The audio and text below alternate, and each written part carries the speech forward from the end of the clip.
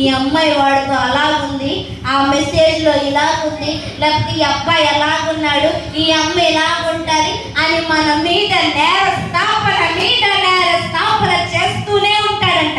ఆ రోజు యేసయ్య సిగ్గుపడకుండా ఉండాలి అంటే ఈ రోజు నిన్ను సరి చేసుకోమని మాట్లాడుతున్నాడు. ఇవన్నీ ఎందుకో తెలుసా? నిన్ను ప్రేమిస్తున్నాడు. ఇవన్నీ ఎందుకో తెలుసా? నీకు ఒక మహిమకరమైన స్థానాన్ని ఇవ్వాలని ఆశపడుతున్నాడు. ఇవన్నీ ఎందుకో తెలుసా? ఆయనతో పాటు నువ్వు ఉండిపోవాలని దేవుడు ఉద్దేశిస్తున్నాడు. అర్థమవుతుందా? ఈ లోకం గొప్పది కాదండి. ఈ లోకం గొప్పది కాదు. ఆయన నీ కోసం తయారు చేస్తున్నాడు రాజ్యం, అది గొప్పది.